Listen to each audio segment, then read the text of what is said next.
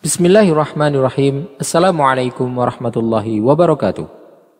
Manusia hidup di alam dunia ini dalam waktu yang sangat singkat, yang kemudian akan segera meninggalkannya dan berpindah ke alam lain yang sama sekali berbeda dengan alam yang selama ini dikenalinya, serta kehidupan yang berbeda dengan kehidupan yang terbiasa dilaluinya.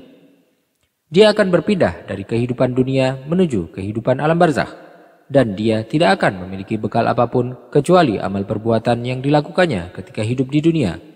Harta tidak akan lagi bermanfaat ataupun mengiringinya di alam tersebut.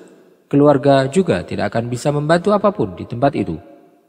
Dalam kehidupan tersebut, manusia kembali menjadi seorang yang lemah dan tidak memiliki apapun.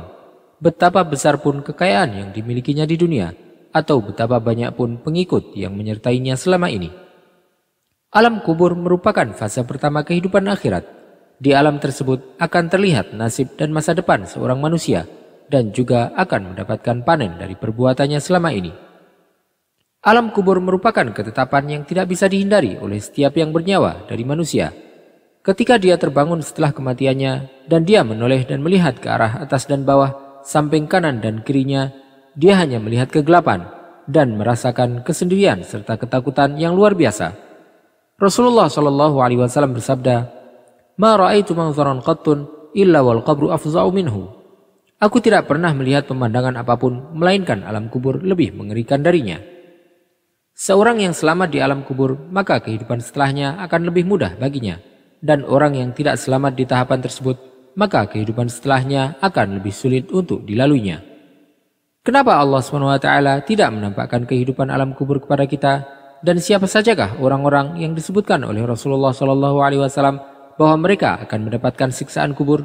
Silakan simak video ini sampai selesai untuk mendapatkan jawabannya.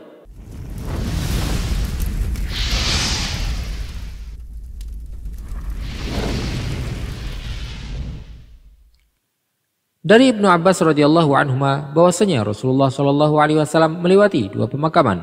Kemudian beliau bersabda, "Yu'adzaban وما يعذبان في كبير ثم قال بلى كان أحدهما لا يستتر من بوله وكان الآخر يمشي بالنميمة."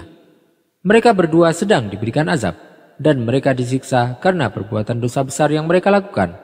Salah satu dari mereka tidak membersihkan diri dari bekas air kencingnya, sementara yang lain suka untuk mengadu domba. Kemudian Rasulullah SAW meminta untuk diambilkan sebuah pelepah kurma. Beliau kemudian membelahnya menjadi dua bagian dan meletakkan masing-masing bagian di tiap kuburan tersebut.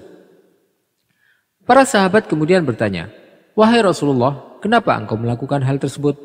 Beliau menjawab, "La'allahu an yukhaffaf anhuma ma lam taybasa." Semoga saja siksaan mereka diringankan selama pelepah ini belum kering. Salah satu penyebab azab kubur yang paling banyak adalah dikarenakan tidak menjaga kesucian dari air kencing. Terlebih ketika seseorang sedang tergesa-gesa, maka dia pun terkadang masih ada sisa air kencing dan tidak dibersihkan dengan sempurna. Rasulullah SAW juga telah memberitahukan kepada kita bahwa sebagian besar siksa kubur dikarenakan orang yang tidak menjaga kesucian dari kencingnya. Sebagaimana yang diriwayatkan oleh Anas bin Malik radhiyallahu anhu bahwasanya Rasulullah SAW bersabda, "Tanazzahu minal baul, fa inna 'amata 'adzabil qabri minhu." Jagalah kesucian dari air kencing, karena mayoritas siksa kubur dikarenakan hal tersebut. Ada beberapa sebab-sebab lain yang menjadikan seseorang mendapatkan siksa kubur yang disebutkan dalam sebuah hadis panjang yang diriwayatkan oleh Imam Bukhari dari Samurah bin Jundub radhiyallahu anhu.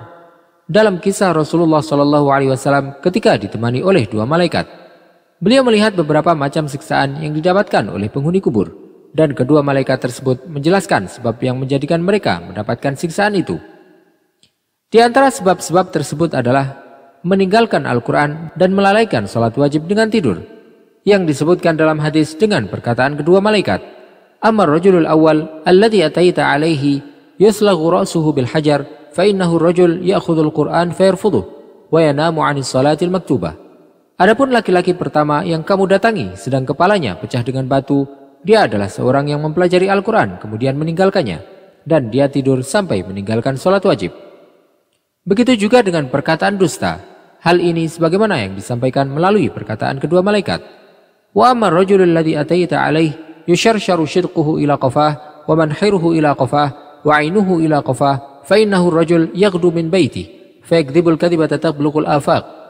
Adapun orang yang kamu datangi membelah dagunya hingga tengkuknya, tenggorokannya hingga dagunya, dan matanya hingga tengkuknya, dia adalah seorang yang berangkat dari rumahnya lantas dia berdusta, dan kedustaannya sampai menembus cakrawala. Begitu pula dengan memakan harta riba yang dinyatakan melalui perkataan kedua malaikat. Wa amar rajulul ladzi ataita alaih yasbahu fin nahr wa yulqamul hajar fa innahu akilur riba. Adapun laki-laki yang berenang dalam sungai dan disuapi batu besar, dia adalah pemakan riba.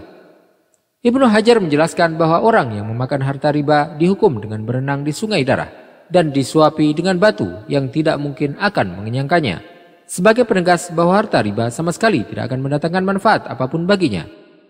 Karena orang yang memakan harta riba, dia menyangka bahwa hartanya bertambah, padahal Allah SWT senantiasa melenyapkan hartanya tanpa dia sadari. Di antara sebab siksa kubur yang lain adalah perbuatan zina, sebagaimana yang dinyatakan oleh perkataan kedua malaikat. Wa amar rijalu wan nisa'ul 'urah alladzina fi misli bina'it tan-nur fa innahumuz zunatu waz-zawani. Adapun laki-laki dan wanita yang telanjang dalam bangunan seperti tungku, mereka adalah laki-laki dan wanita penzina. Bentuk siksaan yang mereka dapatkan adalah sebagaimana yang dijelaskan oleh Rasulullah SAW di awal hadis tersebut. Ataina ala misli tan-nur fa idza fihi laghtun wa aswat qal fattala'na fihi fa idza fihi rijalun wa nisa'un 'urah wa idza hum ya'tihim lahabun min asfala minhum fa idza atahum dzalikal lahab daw. Maka kami berangkat hingga kami mendatangi suatu tempat seperti tungku. Tungku tersebut mengeluarkan suara gemuruh, lantas kami melihat isinya. Tak taunya di sana ada laki-laki dan wanita telanjang. Mereka didatangi oleh sulut api dari bawah mereka. Jika sulutan api mengenai mereka, mereka pun mengerang-erang. Al-Hafidz Ibnu Hajar berkata, dalam hadis tersebut dijelaskan bahwa pelaku perbuatan dosa itu dihukum dalam keadaan telanjang, karena mereka biasanya menutup-nutupi kejadian yang mereka lakukan dalam keadaan sepi, sehingga mereka pun dihukum dan dibuka aibnya.